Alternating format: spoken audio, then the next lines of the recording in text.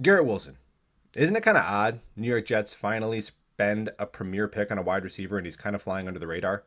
I think it has a lot to do with his personality. He's reserved, quiet, a buttoned up pro. All ball, no BS. Love it. On the field, love it even more. Specifically, what we're talking about today is Garrett Wilson's single best trait and some simple ways that Michael Thor will be able to utilize it in the offense in his rookie season. And that trait is his elusiveness with the ball in his hands. The yak ability. He's slippery. Some numbers at Ohio State, I don't even know what to do with. Garrett Wilson, on 70 receptions last year, had 19 guys try to bring him down and miss. Some missed tackle percentage of 27%, best in the class. For some comparison, Jamison Williams, 15%, still pretty good. His teammate, Chris Olave, 3%. So Garrett Wilson made defenders miss at 9 times the clip of teammate and fellow first round pick Chris Olave. It's unbelievable. We mentioned the yak. Garrett Wilson had 6.1 average yak yards per reception, also elite. So, how are we going to utilize this in the offense in his rookie season? Well, let's start really simple. Don't even have to throw him the ball. We can hand it to him. Let's go with the jet sweep. Aptly named.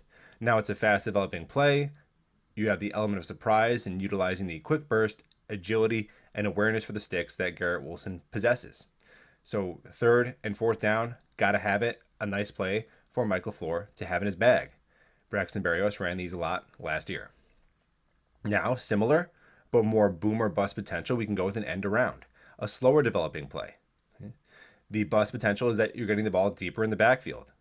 The boom element is that you're giving your blockers a longer time to set up blocks downfield, allowing Garrett Wilson to use that speed and balance down the sideline for big plays. And hey, ABT and Becton clearing the way for Garrett Wilson.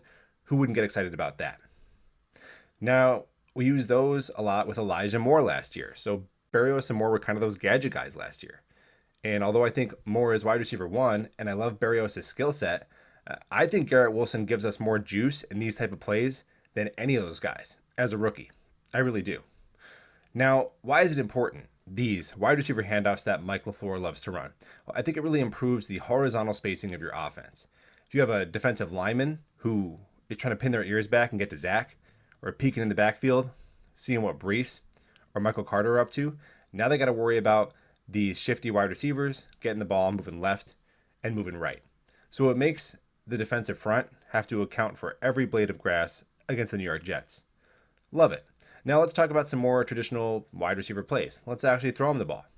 How about a screen pass? Garrett Wilson last year averaged 10.6 yards per screen reception. That was in the 97th percentile of wide receivers. That's unreal. You're getting a first down on average every time your team throws you a screen. All right, let's start with the tunnel screen. I like it because we're coming back inside. We're using Garrett Wilson's sort of stout, he's built like a third down scat back, right? Low center of gravity, shorter limbs, powerful lower body. All right, good vision. Give him more time to set up the blockers, see the hole, hit it, explode. Love it. Okay, now getting him into running a little bit of a route tree here. Let's get some legitimate wide receiver plays. Starting with a slant. Popular pro comp for Garrett Wilson, I've heard a lot of people say, reminds them of Odell Beckham when he first burst onto the scene with the Giants. And I see that. Who wouldn't get excited about that type of rookie potential? So when, if we want to go with 4 wide receiver sets or even go H-back motion, go empty against a single high safety or even better a cover 0, you get Garrett Wilson in a one-on-one, run by the corner, get the angle on the safety, and that 1 and that 7 get smaller and smaller until they're running the extra point unit onto the field. Love that. Also, I love a nice dig route. Okay, because Garrett Wilson, he has speed on all levels, right? He's got a quick release. If you're going to press Garrett Wilson, you better hit him, because if not, he's gone. All right, and he also has what scouts refer to as long speed. The longer the route develops, the further and further he gets away from the defender, and then boom, that swivel of the hips, and that is where the separation really gets deadly with Garrett Wilson. A change of direction at the top of a longer developing route. All right, and I like the dig route here because we're coming into the middle of the field. All right, so maybe we have a seam route clearing out a safety. You hit Garrett Wilson on the dig. He's separated. He's got green space. You get him the ball. You let him dance.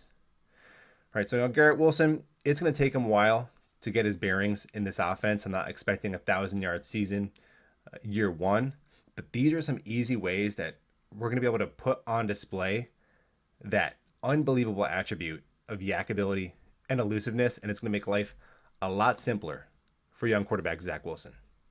Can't wait. Go Jets.